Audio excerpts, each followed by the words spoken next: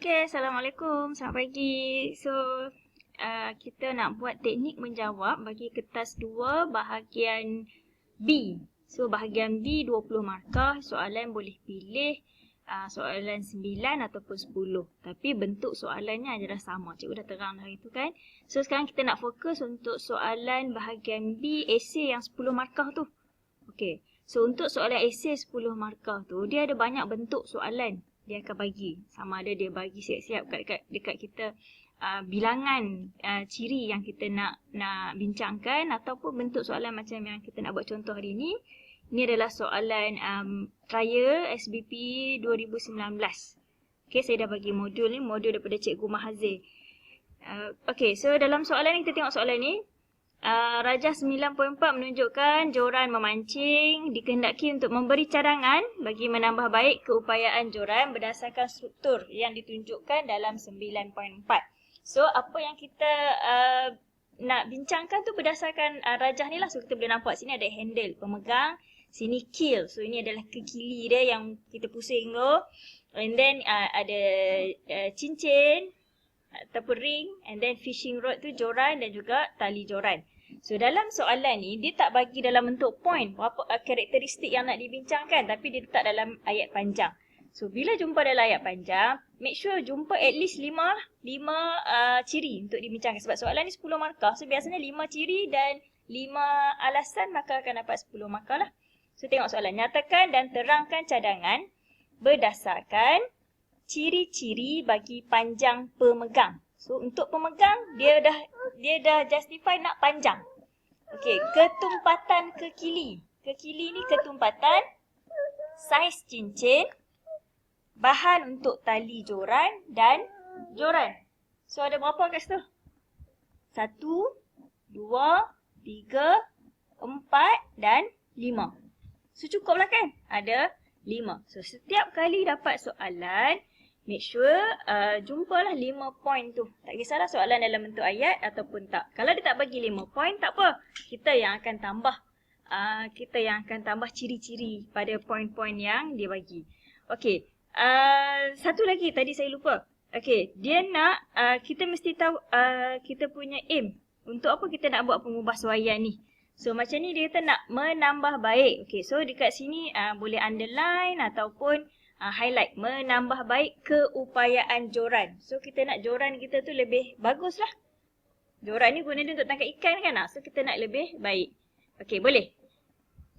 Okey, so kita dah dapat kena pasti 5 point yang kita nak bincangkan ataupun yang kita nak bagi penambahbaikan tu. So sekarang kita langkah paling elok sekali adalah buat dalam bentuk table, bentuk jadual. Jadual dia bukan jadual payah pun, bukan yang 4 kolom macam ni. You just buat 2 kolom pilihan, satu kolom dan sebab satu kolom. So yang ni hanya untuk panduan kita nak jawab soalan ni lah. So kenapa kita buat dalam bentuk jadual?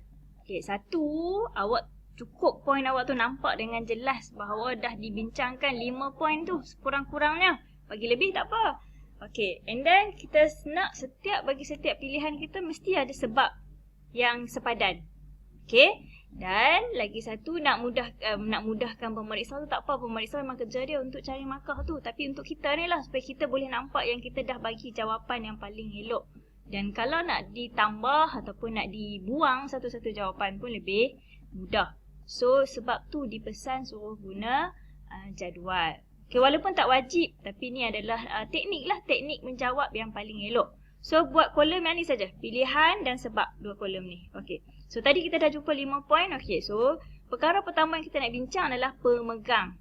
Okay, pemegang dia untuk joran memancing tu. So dia dah disebut tadi dia nak panjang pemegang. Okay, so kita buatlah kita punya pilihan ataupun penambahbaikan kita nak pemegang macam mana, panjang ke pendek ke bahagian pemegang tu. Okay, so sepatutnya pemegang kena panjang lah. Okay ni, bahagian handle ni. Okay, pemegang kena panjang. Okay, tulis dulu pemegang kena panjang. Nanti kita akan cari reason. Kalau dah ada reason kenapa nak pemegang panjang, okay, boleh letakkan. Okay, and then faktor yang kedua, ketumpatan. Okay, ini semua kita cuma masukkan point yang diberi oleh soalan. Okay, nanti kita akan daripada situ baru kita akan cuba cari jawapan kita. Kita nak ketumpatan macam mana? Awak akan fikir masa tu dapat idea. Okey, kekili. Patutnya kekili tu ketumpatan biasanya kita akan relate dengan jisim dia ataupun berat dia. Biasanya bahan yang ketumpatan rendah dia adalah lebih ringan. So kalau kekili patutnya nak ketumpatan tinggi atau ketumpatan rendah? Ni, kekili ni bahagian yang kita nak pusingkan tu. Okey? So daripada situ awak akan fikir, cari idea masa jawab exam. Okey, diameter cincin. Cincin tu, cincin yang menahan tali joran tu. Sepatutnya cincin tu diameter kecil ke diameter besar? Okey, dari situ nampak lebih mudah nak jawab. Awak akan lebih ada arah tujuan lah nak jawab. Then tali untuk joran memancing, bahan untuk batang. So masukkan semua ni dalam table. Okey? Okay, so ini jawapannya lah. Okay, ini je jawapan awak. Okay, so bahagian pemegang joran adalah panjang supaya boleh dipegang dengan dua tangan.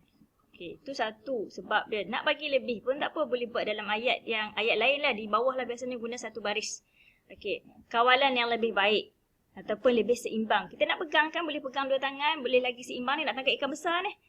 Okay. Okay, and then tadi ketumpatan kekili, kita nak ketumpatan kekili rendah. Okay, ni semua ni akan jadi satu kotak je, satu dalam satu kotak je. Supaya apa? Bila ketumpatan rendah, jisimnya kecil. Ataupun dia lebih ringan. Jadi dia akan bantu dalam menarik ikan. Sebab kita dah nak tampung beban ataupun berat bagi ikan tu sendiri dah. Kita tak mau kekili pun berat. Okay, boleh kan? Okay, next diameter cincin kecil. Supaya tidak mudah kusut ataupun dalam English kita guna not easy to get tangled. Okay, sebab kalau dia besar maka tali tu boleh kusut di situ. Okay, and then tali joran memancing menggunakan, okay, kalau tahu bahan nak digunakan, contoh bahan nylon. Nylon ni tali tangsi yang selalu orang guna tu. Okay, tapi nama ni nylon. So, kalau tahu nama bahan, boleh sebutkan nama bahan. Kalau tak tahu, sebutkan ciri bahan. So, contoh tali yang kuat. Ataupun tali yang lasak. Sebab apa? Sebab tidak mudah putus. Senang je jawapan kita. Okey, bahan untuk batang. So, bahan untuk batang sama juga. Kalau tahu bahan yang sebenarnya orang pakai itu kaca fiber ataupun fiber karbon, boleh letak. Kalau tak tahu, masukkan dia punya ciri. Contoh sini, bahan yang fleksibel.